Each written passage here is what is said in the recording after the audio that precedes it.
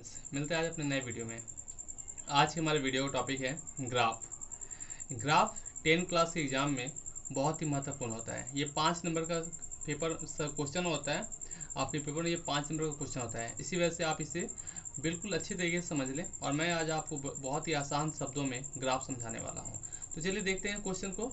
Question चूंकि आपको table दिया होता है, समीकरण आपने पढ़ा होगा। समीकरण इसमें भी समीकरण एक यहाँ समीकरण आपको दिखाई दे रहा है, दूसरा समीकरण यहाँ दिखाई दे रहा है। एग्जाम में आपको दोनों समीकरण एक साथ होंगे, परंतु बनाने आपको अलग अलग पड़ते हैं। तो ऐसा क्वेश्चन लिखा और 3x + 5y = 8 लिखेंगे समीकरण 1 से। 3x + 5y = 8। तो ये 5y इधर प्लस था, इधर क्या होगा माइनस हो जाएगा। अब ये 3 इधर इंटू था, इधर क्या हो जाएगा डिवाइड हो जाएगा। अब y का मान जनरली बच्चे तो यहाँ तक आराम से कर लेते हैं। उसके बाद समस्या पैदा ये होती है कि यहाँ पे 1 कैसे आ गया। तो यहाँ पे आपको अपने मन से इमेजिन करना होता है। कुछ भी नंबर डाल लीजिए, आप कुछ भी डाल लीजिए, परंतु जनरली 1 to 5 डालते हैं हम लोग। जनरली हम लोग 1 to 5 डालते हैं, तो मैंने 1 रखा है। तो 5 × 1 = 5, 8 - 5 = 3। नीचे 3 था, 3 से 3 में डिवाइड करें तो 1 आएगा। हिंदी में अगर बात करें तो 5 × 5, 8 में से 5 जाए तो 3, 3 से 3 में काटें तो कितना आएगा 1। तो चूंकि ये मैंने y का मान रखा है, इसलिए इस टेबल में y के = 1 और जो आंसर है वो किसका हुआ, x का हुआ। तो x का वैल्यू भी कितना हो गया 1। अब इसमें एक से तो काम नहीं चले, दोबारा रखना है। तो दूसरी बार हम जब हम लोग रखेंगे तो क्या होगा, 8 - 5y = 3। वही हम लोगों ने उतार दिया। अब यहाँ पे y की जगह पे अपने नया इनपुट किया है। y यहाँ पे देखिए मैंने 1 रखा था, इस पर y की जगह पे मैंने क्या रखा है 4 रखा है। अब बोले 4 कहाँ से आया, तो 4 अपने मन से इमेजिन किया था मैंने कि 5 से 4 में गुना करने पे कितना आएगा 20, और यहाँ पे कितना था 8। 20 से 8 है तो कितना आएगा 12, परंतु ये -12 होगा क्योंकि ये 20 माइनस में है, इसी वजह से हम लोगों ने माइनस रखा है। 3 से 12 काटेंगे तो -4 आएगा। ग्राफ में प्लस माइनस का बहुत ज़्यादा ध्यान रखेंगे, इसीलिए यहाँ पे -4 है। तो अब ये देखिए मैंने यहाँ पे y की जगह पे 4 रखा है। क्यों, ये y की जगह हमने 4 रखा है और जो x वैल्यू है वो क्या आया है -4 आया है। अब हम लोग चलते दूसरी समीकरण की ओर। तो दूसरा समीकरण क्या था हमारा, 6x - 2y = 4। समीकरण 2 से इस प्रकार लिखना आवश्यक है, 6x - 2y = 4। 6x यहीं रह गया, ये माइनस है, इधर क्या हो जाएगा प्लस हो जाएगा। तो यहाँ पे 6 ये गुना था, इधर क्या हो जाएगा भागा हो जाएगा। y की जगह हम लोग क्या रखेंगे 1 रखेंगे। तो 2 एकम 2, 4 और 2 जोड़ने पे कितना आएगा 6। 6 से 6 में डिवाइड करें तो कितना आएगा 1 आएगा। फिर मैंने दोबारा रखा 4, 4 दूनी 8, 8 4 12, 6 दूनी 12। अब आपने कहा बहुत जल्दी हो गया, तो फिर से मैं आता हूँ इस टॉपिक पे आपके लिए। यहाँ देखिए y की जगह पे मैंने फिर से अपने मन से 1 रखा है। तो 2 से 1 1 में गुना करे पे कितना आएगा 2 ही आएगा। 4 2 6 हो जाएगा। 6 से 6 में काटें तो कितना आएगा 1 आएगा। अब यहाँ पे रखने में कंफ्यूजन होती है आपको। तो यहाँ देखिए y की जगह पे मैंने 1 रखा था ना, इसलिए y की जगह पे क्या रखा है 1 रखा है। और ये बन क्या रहा था x बन रहा था ना, इसलिए जो आंसर है वो क्या आएगा x का आएगा, इसलिए हमने x की जगह पे 1 रखा है। फिर नीचे आते तो नीचे पे फिर y था, तो y की जगह पे इस मैंने क्या रखा है 4 रखा है। वो भी मैंने अपने मन से इमेजिन किया था। 4 दूनी 8, 8 और 4 जोड़ने पे कितने आते हैं 12, 6 दूनी 12। तो यहाँ पे मैंने ये 4 रखा है। आप बोलेंगे ये 4 कहाँ से आ गया, तो y का वैल्यू हमने 4 रखा था ना, वही 4 हमने यहाँ रखा है। और जो सोल्यूशन करने पे किसका आंसर आया था x की वैल्यू आई थी ना, तो इसीलिए हमने x का वैल्यू 2 रखा था। चलते हैं फिर से आपको इस चीज़ को हम लोग समझा दें ताकि आपको कोई समस्या ना हो। तो ये कि यहाँ पे सवाल अगर लिखा हो 3x + 5y = 8, तो हम लोग सबसे पहले लिखें समीकरण 1 सवाल उतारेंगे 3x + 5y = 8। 3x बराबर 8, ये बोलेंगे माइनस कहाँ से आ गया सर, तो ये यहाँ पे प्लस था, इधर क्या हो जाएगा माइनस हो जाएगा। ये 5y यहाँ पे 5y आ गया। ये 3 इधर गुना था, इधर क्या हो जाएगा भागा हो जाएगा। y की जगह पे 1 रखा है। 5 एकम 5, 8 में से 5 गया 3, 3 से 3 काटने से कितना आएगा 1 आएगा। फिर हमने इस सवाल को यहाँ पे उतारा फिर से, क्योंकि दोबारा हमने मान रखना था। तो y की जगह इस पर मैंने क्या रखा है 4, y की जगह देखिए मैंने क्या रखा है 4 रखा है। 4 अपने मन से मानना पड़ेगा, वो सवाल में नहीं था, हमने अपने मन से मानना है। तो 5 चौके कितने हो गए 20 हो गए। 20 से 8 रहे तो कितने आएंगे 12, 3 चौके 12 हुए। अब यहाँ पे फिर से दूसरे सवाल में था, तो ये माइनस है, इधर क्या हो गया प्लस हो गया। अब इस यहाँ पे गुना था, इधर क्या होगा भागा हो गया। अब y की जगह पे हमने फिर से 1 रखा है। 1 अपने इमेजिन किया है, जरूरी नहीं कि आप हमेशा 1 ही रखें। मैंने यहाँ पे आसान शब्दों में समझा था कि आपको आसानी से समझ में आ जाए। 2 एकम 2, 4 और 2 कितने हुए 6 हुए। 6 से 6 में भाग करने पे कितने आएंगे 1 आएंगे। और यहाँ पे चूंकि y का वैल्यू 1 था इसलिए 1 रखा है। और फिर जो वैल्यू आई है वो किसकी आई है, यहाँ पे x थी, उसी का आंसर 1 आया, इसलिए हमने x की वैल्यू भी 1 रखी है।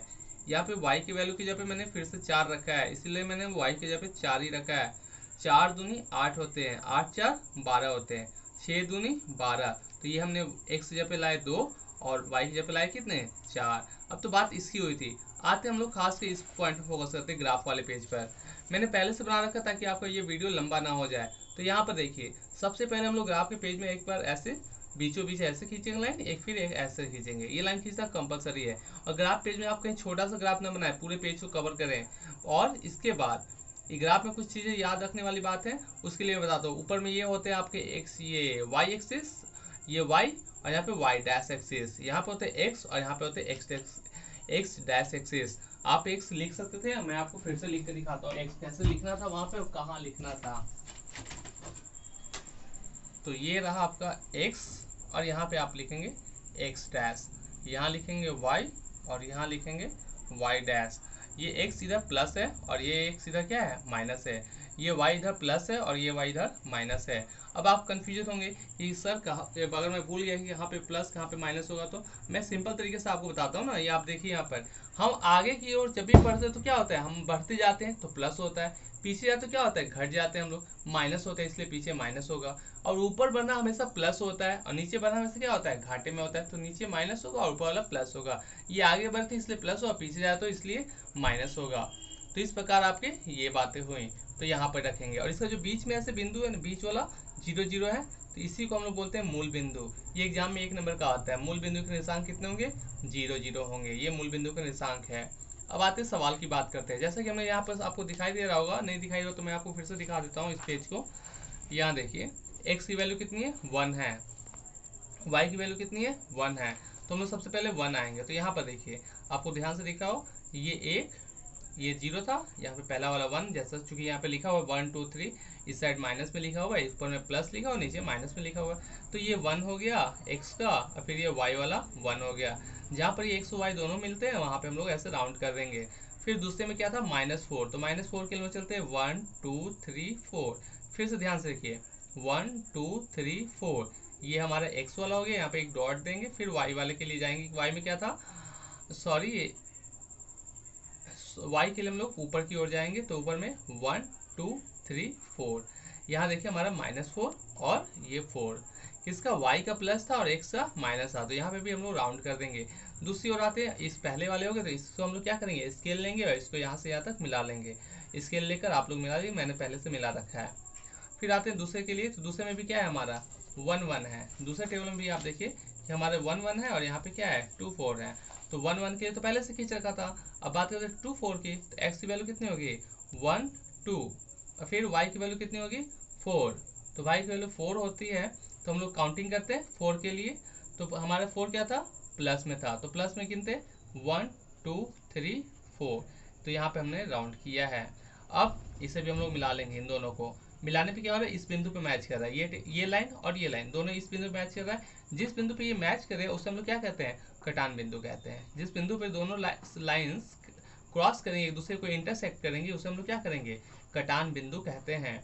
और यहाँ पे देखिए, आप बोले कि सर ये क्या लिखा आपने, तो ये सवाल था, समीकरण 1 हमने इस पे उतारा है, ये समीकरण 2 हमने उतारा है। ABCD लिखना आपको किसी भी रेखा का नाम होता है, उसी वजह से हमने A, यहाँ पर B, यहाँ C और यहाँ पर D दिया है। इस प्रकार ये कटान बिंदु हुआ। और हम लोग ये आंसर शीट पे अपना लिख लेंगे कटान बिंदु, जैसे यह था।